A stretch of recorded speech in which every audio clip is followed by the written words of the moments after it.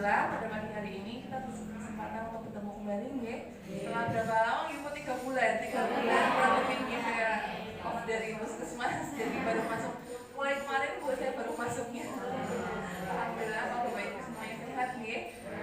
Pada pagi hari ini kita akan memulai romanis penyuluhan seperti biasa ya.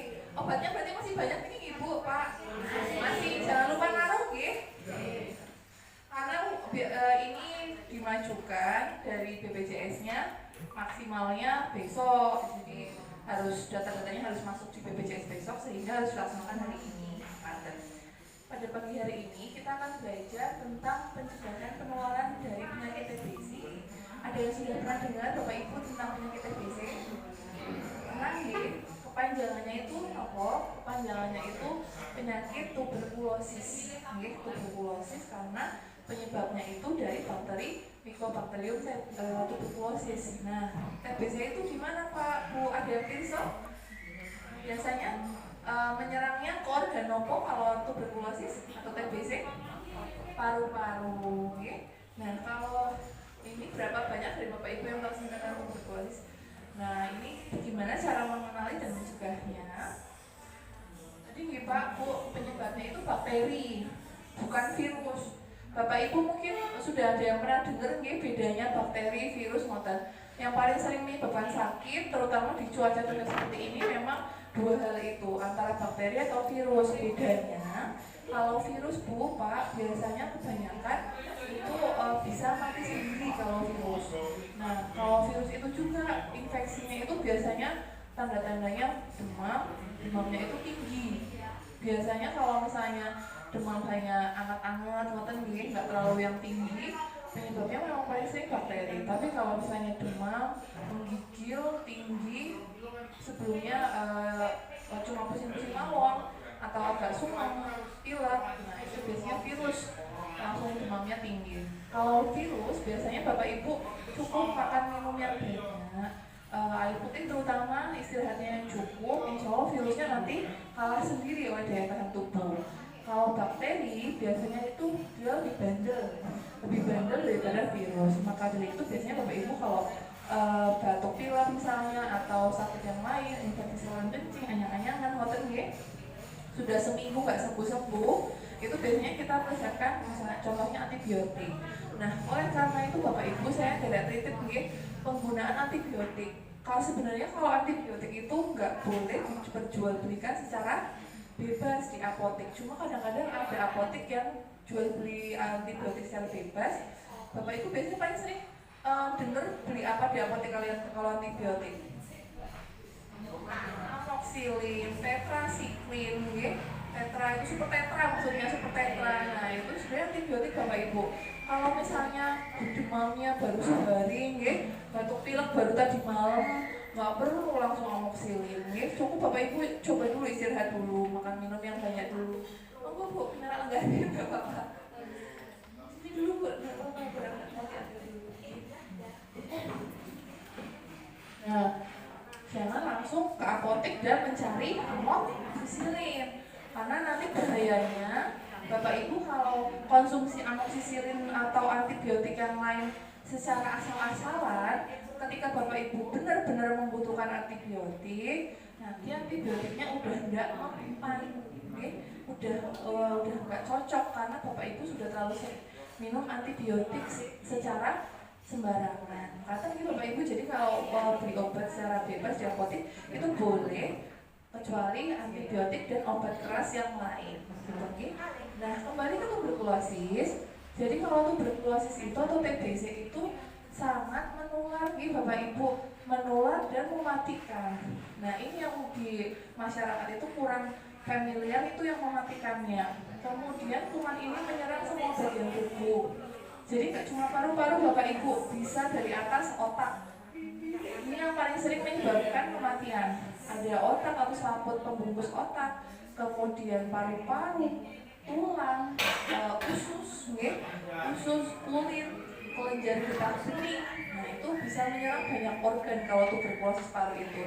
Apakah kalau misalnya Bu Dokter, biasanya yang kena penyakit TBC tapi di usus atau di selaput pembungkus otak, apakah juga bisa ketularan dari yang sakitnya TB paru?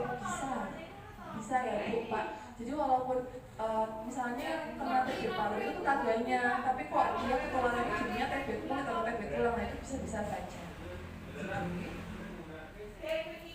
Kemudian, nah ini kuman bakterinya di paru-paru nih. Ini bisa selaput otak, lanjut getah bening, usus, dan tulang. Nah kalau di Indonesia Bu Pak, di presiden yang sekarang ini juga menjadikan TBC paru itu program prioritas nasional untuk kesehatannya. Jadi bagaimana caranya kasus TBC paru yang di Indonesia itu bisa ditekan angkanya, karena Bapak Ibu kalau Bapak Ibu Tirso dibandingkan dengan COVID yang kemarin sudah kita lalui itu, TBC paru itu kematiannya itu jauh lebih banyak. Padahal sama-sama menyerang paru-paru, istilahnya seperti itu. Bedanya kalau COVID kan langsung ada seminggu kita kados kejutan sekali waktu yang meninggal langsung banyak ngoten nggih. Nah, itu sebenarnya sama COVID itu TB paru itu lebih banyak membuat meninggal, hanya saja dalam rentang waktu yang sekian lama. Kalau COVID kemarin sama-sama menyerang saluran pernapasan, hanya saja dalam waktu 2 tahun sudah banyak yang meninggal seperti itu. Nah, kalau TBC paru juga menularnya itu gampang Pak Bu, dari dahak biasanya atau meludah. Bapak Ibu kalau misalnya pirsa kan sering nggih sewu ada orang yang meludah sembarangan gitu nih. Apakah ada yang pernah mendengar namanya etika batuk Bapak Ibu? Etika batuk yang bagus tuh batuknya caranya batuk itu seperti apa? Yang pirsa? Nah, pripun Bu? Ayo Bu berdiri dulu, contohin dulu. Nah, ini betul Bu. Nah, kalau batuk seperti itu, nggih. Jadi di lengan bagian dalam ditutupi, nggih. Atau bisa juga menggunakan media. Media itu contohnya apa Bapak Ibu? Tisu, betul Pak Bu, nggih. Jadi bisa menggunakan tisu. Terus kalau misalnya Bapak Ibu terpaksa sekali ingin membuang dahak, nggih Bapak Ibu, ingin sekali usahakan di kamar mandi. Siram airnya. Jangan ditanam yang apalagi kalau itu lingkungannya tertutup, mau sewu nggak kena matahari, buang keluar sembarangan. Karena apa? Bakterinya ini di sekitar kita itu bisa bertahan sampai dengan 6 jam Bapak Ibu. Kecuali kalau misalnya kena terpapar matahari secara langsung, nah itu bakterinya bisa gampang mati. Tapi kalau misalnya di ruangan tertutup seperti ini, biasanya bakterinya bisa bertahan 6 sampai 8 jam seperti itu. Nah, kemudian Bapak Ibu kalau misalnya batuk, kenapa harus spesifik batuk? Seperti yang kita bayangkan secara sederhana nih Bapak Ibu. Kalau misalnya kita batuk, tangannya bisa untuk apa? Pegang, betul, salaman, ya. Untuk salam-salaman, gagang pintu, ya. Sering dipegang orang kan gagang pintu kamar mandi dan yang lain. Karena itu lebih cepat menular. Iya, kalau misalnya batuk terus tutupi pakai tangan, langsung disemprot hand sanitizer ngoten nggih. Tapi kan rata-rata boten nggih Bapak Ibu, ya musim-musim. Terus nggih, nek boten ditutupi kali kerudung lah niku. Ampun nggih Bapak Ibu, jadi sebisa mungkin batuk ditutupi dengan lengan dalam atau sapu tangan atau tisu paling bagus. Tisunya juga kalau batuk dibuang nggih Pak Bu, jangan disimpan lagi. Seneng rakumannya nggih bakterinya nggih. Nah, kemudian penularan TBC itu bukan hanya mulut ke mulut secara dekat Bapak Ibu. Jadi dalam radius 2 meter pun dahaknya itu bisa menularkan. Karena Bapak Ibu ketika berbicara secara nggak langsung pasti ada cairan mulut yang keluar. Nah jadinya cairan mulut yang keluar ini partikelnya itu kecil banget. Kumannya itu betulnya kecil sekali sampai bisa terbawa oleh udara. Nah, oleh karena itu Bapak Ibu sebaiknya pasien-pasien yang TBC itu kalau terutama di fasilitas kesehatan diwajibkan menggunakan masker dengan harapan untuk meminimalisir penularan dari TBC. Kuman TBC menyebar ketika seseorang dengan penyakit TB paru aktif, batuk ataupun bersin, percikan dahak atau liur terbawa udara untuk sebagai media penularannya. Dan kuman TB mampu bertahan di ruangan lembab dan kurang terkena sinar matahari. Ini Bapak Ibu yang perlu digarisbawahi adalah kuman TBC itu menyebar ketika seseorang dengan TBC aktif. Loh, ada buatan Bu Dokter yang TBC pasif? Ada. TBC yang tidak aktif maksudnya gimana? Atau TBC yang sudah tidak aktif itu contohnya begini Bapak Ibu. Ada pasien sakit TBC, baru sakit tubuh, baru sakit nih, kita obati. Biasanya dalam 2 bulan itu kumannya di dalam tubuhnya sudah tidak gampang keluar, tapi masih ada. Nah, tapi kumannya bukan aktif sampai sini paham ya? Nah, oleh karena itu Bapak Ibu, saya titip pesan kalau Bapak Ibu ada yang pirsa, tetangganya, keluarganya, saudaranya ada yang sakit TBC, jangan dijauhi, karena kejadian loh Pak, Bu. Mungkin Bapak Ibu di sini nggak terlalu percaya atau ada yang sudah mendengar di suatu desa di Girimarto itu banyak sekali yang sakit TBC dan akhirnya dijauhi sama tetangganya, kemudian nggak mau serawung sama yang sakit TBC itu, padahal beliau sudah pengobatan, istilahnya ngotan. Padahal lebih berbahaya ketika seseorang yang batuk terus menerus, buatan diobati gampang nulari. Nek sampun ketahuan sakit TBC diobati paling buatan 2 bulan malah sudah buatan nulari insyaallah nggih. Jadi ada Bu di suatu desa di Girimarto yang ada sakit TBC itu, kampung itu dijauhin sama orang-orang yang mau ke situ. Stigmanya nih mulai Pak Bu, padahal TBC itu tidak semengerikan itu kalau misalnya diobati secara benar. Nah, ini peluang TBC-nya seperti yang tadi kita bahas ya. Nah, apakah Bu Dokter, apakah ketika kita ketemu sama orang yang sakit TBC, kan kita boten ngerti sih Bapak Ibu, apakah saya minta TBC nama boten, Bapak Ibu sakit TBC nama boten, langsung bisa ketularan, kira-kira bisa boten Bapak Ibu? Belum tentu, karena lagi-lagi yang paling penting di tubuh kita adalah daya tahan tubuh. Jadi ketika daya tahan tubuh kita bagus Bapak Ibu, mau ketemu orang yang sakit TBC dan beliau tidak pakai masker atau batuk sembarangan, ketika daya tahan tubuh kita bagus dan kita juga sudah pernah misalnya imunisasi gitu dulu waktu kecil, insya Allah tidak gampang tertular. Beda dengan kalau orang yang daya tahan tubuhnya jelek, kemudian ada penyakit penyertanya seperti HIV misalnya yang daya tahan tubuhnya turun atau penyakit yang lain, itu gampang sakit. Nah, ketika orang yang ketemu sama TBC ini gampang ketularan. Tapi kalau Bapak Ibu daya tahan tubuhnya bagus, insya Allah lebih susah untuk ketularan seperti itu. Nah, masalahnya di Indonesia itu paling senang kumpul-kumpul nih Bapak Ibu, laras buatan pengajian seminggu berapa kali Bu? Kumpulan arisan belum gitu. Jadi banyak kumpulannya kalau di Indonesia. Nah, ini sebenarnya target empuknya Mycobacterium TBC ini, target empuknya orang yang kumpul-kumpul gitu nih, seneng. Nah, itu gampang untuk menulari. Tapi kuncinya nih Bapak Ibu, selama daya tahan tubuhnya Bapak Ibu bagus, tidak mudah untuk ketularan sakit TBC ini. Nah, ini ya Bapak Ibu, jadi masuk ke saluran pernafasan, bisa ke kelenjar getah bening. Kalau misalnya masuk paru-paru, gejalanya nomor Bapak Ibu ada yang pernah pirsa? Sesak boleh, bisa, batuk, ada lagi yang tahu gejalanya? Paling sering itu apa Bu, Pak? Berat badannya tiba-tiba turun.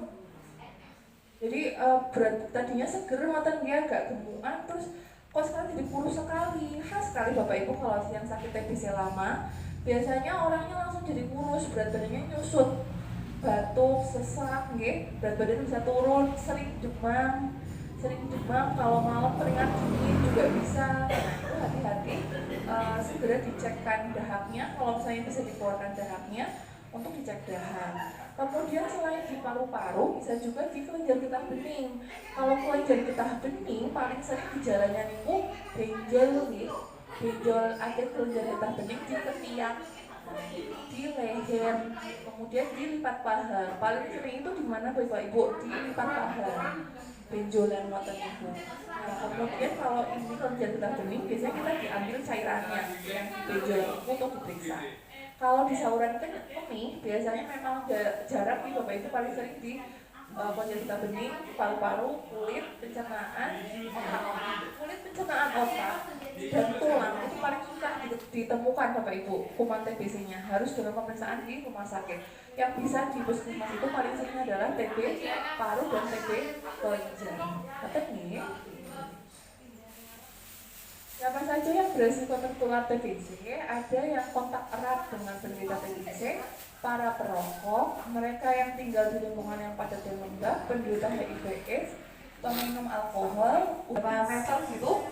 Itu kita kan diinvestigasi kontak Bu, karena seperti tadi penularannya itu mudah dari kontak langsung ngoten loh. Jadi kalau di satu RT misalnya kan mesti sambung gitu Bapak Ibu, arisan, pengajian, ketemu. Nah itu yang kita khawatirkan penularannya dari situ. Kalau hanya cuma menyapa, ternyata orangnya sukanya di rumah mawar menyendiri ngoten nggih. Nah itu kan jarang nih, rata-rata orang di Indonesia itu kan sering ketemu, sering kumpul-kumpul. Jadi harapannya untuk mencegah penularannya di lingkungan itu harus dicek dahaknya seperti itu.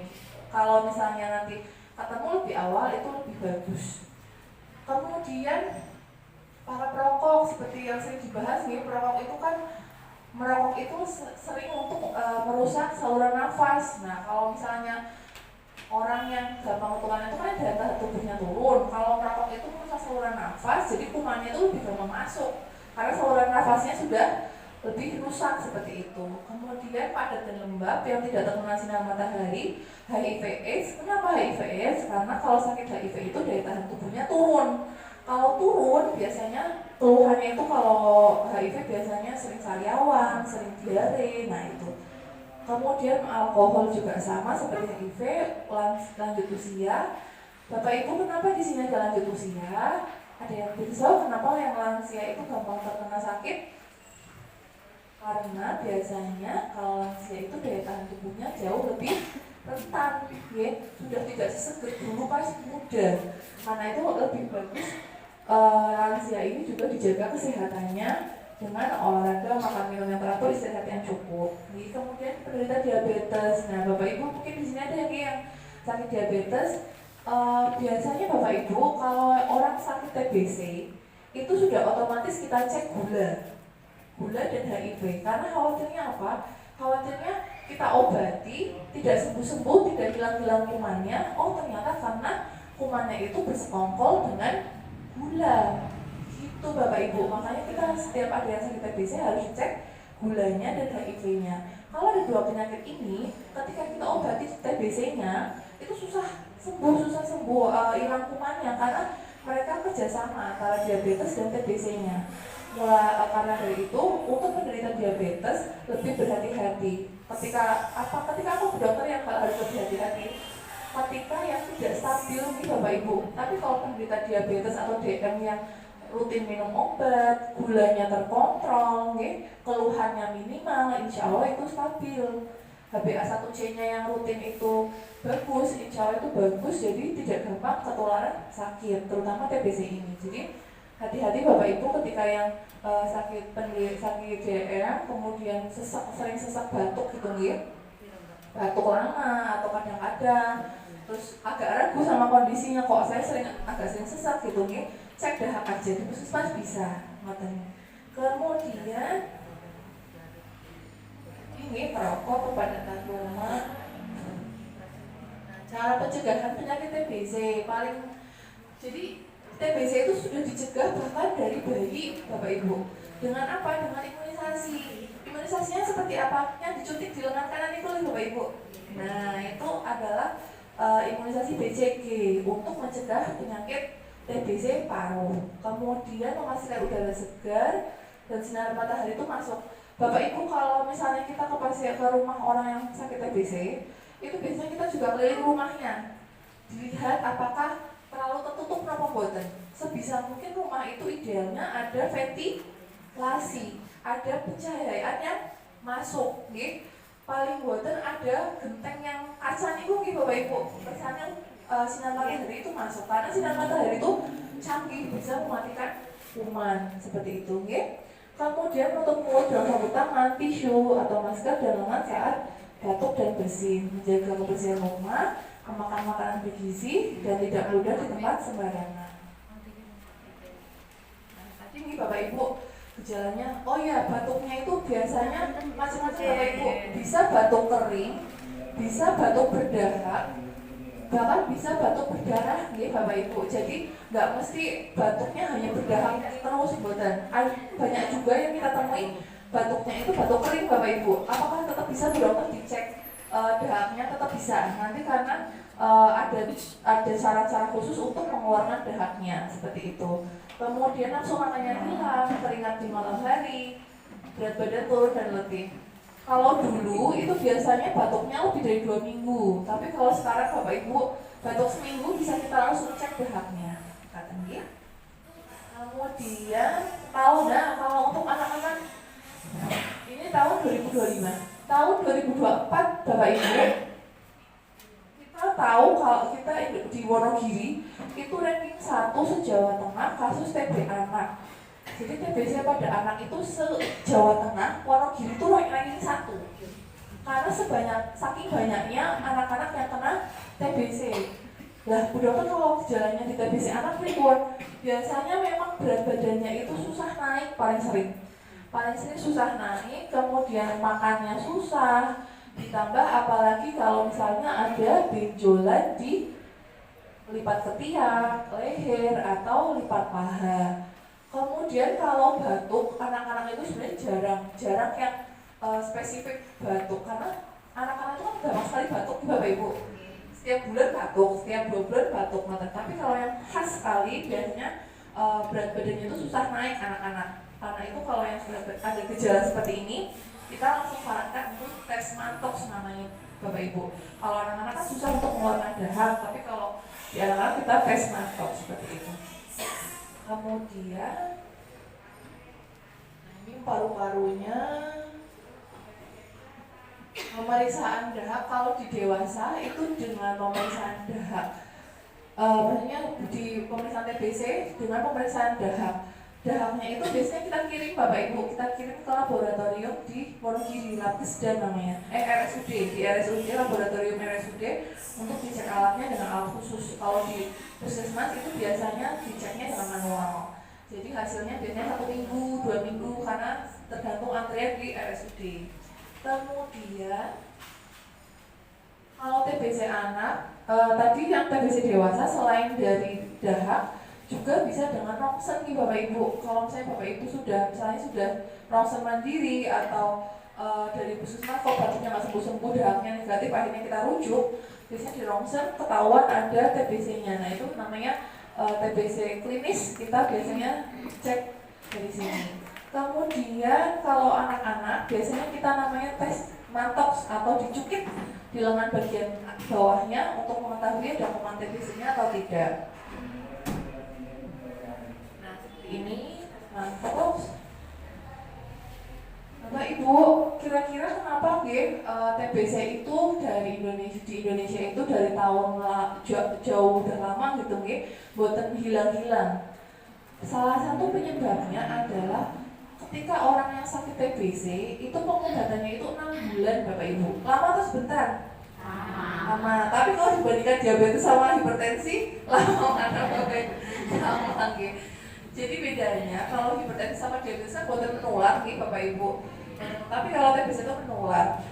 Masalahnya ketika sudah tertular itu belum tentu orang mau langsung diobati. Kalau pasien TBC itu harus ayo Bu semangat, diobatinya harus pelan-pelan, harus benar-benar dirayu, istilahnya seperti itu. Karena 6 bulan loh Bu, 6 bulan diobati, sekali minum biasanya 3 obat. Jadi kan itu obatnya kombinasi nggih. Nah itu biasanya tergantung berat badannya, bisa 2 tablet, bisa 3 tablet, besar loh Bu, sejedik-jedik budi-budi mungkin Bu. Jadi setiap hari di jam yang sama harus minum, sebenarnya sama nih seperti obat yang lain, tapi itu 6 bulan. Nah 6 bulan itu kenapa harus 6 bulan? Karena yang tadi kita ceritakan 2 bulan awal itu untuk mematikan dulu kumannya, untuk membunuh kumannya agar tidak menular. Nah, kemudian untuk membersihkan sisa-sisa kuman atau kerangka-kerangka kumannya dilanjutkan 4 bulan. Biasanya orang-orang itu udah jenuh. Bapak Ibu di sini sudah apa baru atau ada yang mulai jenuh minum obat? Alhamdulillah kalau masih pada semangat nih. Kadang-kadang kalau misalnya orang ya namanya juga manusia nih Bapak Ibu ada fase jenuhnya gitu, minum obat terus gitu. Belum stigmanya orang-orang kalau kena TBC itu menular, dijauhi. Nah itu susahnya nih Bu. Jadi harus disemangati. Atau ada yang nggak percaya kalau saya sakit TBC kok suruh minum obat terus ngoten gitu. Jangankan orang sakit TBC, orang yang darah tinggi aja banyak yang ngeyel gitu Bapak Ibu. Kalau misalnya bisa turun sendiri ngoten. Tapi kalau TBC itu susahnya karena 6 bulan itu harus mau nggak mau setiap hari. Kalau 3 hari telat minum obat, pengobatannya mulai dari awal. Susahnya tuh seperti itu. Jadi menjaga perasaan pasien itu untuk semangat harus minum obat itu salah satunya masih jadi kendala di Indonesia kenapa TBC itu masih tinggi seperti itu. Kemudian, nah ini ada tahap lanjutannya, biasanya 4 bulan itu bisa minum obat seminggu 3 kali seperti itu. Tapi kalau yang 2 bulan itu diminum setiap hari, kemudian didampingi dengan pengawas minum obat atau PMO. Karena menurut saya Bapak Ibu ada yang suka nakal gitu buatan diminum, tapi ngomongnya sudah diminum. Nah khawatirnya itu kalau nggak diobati tuntas menularkan ke yang anak-anak kecil, kan kasihan nih Bapak Ibu, jadinya gizinya kurang, berat badannya susah naik, cenderungnya anaknya kecil terus Aku belum berapa. Kemudian TBC pada anak juga sama. TBC pada anak sama pengobatannya juga 6 bulan. Tapi kalau anak-anak insya Allah lebih mudah Bu daripada dewasa. Karena apa Bu? Karena ada ibunya, ada bapaknya yang rajin minumkan obat. Tapi kalau yang sudah dewasa tuh malah susah kita kadang-kadang diobatinya itu. Nah ini bentuk obatnya merah seperti ini. Terus yang kedua biasanya kuning. Nah segini loh Bu, obatnya kan besar gitu Bu. Itu sejentik loh Bu. Nah, kemudian efek samping obatnya biasanya, nah ini juga Bapak Ibu menurut sewu. Jadi dulu pabriknya itu yang produksi obat ini beda dengan pabrikan yang sekarang.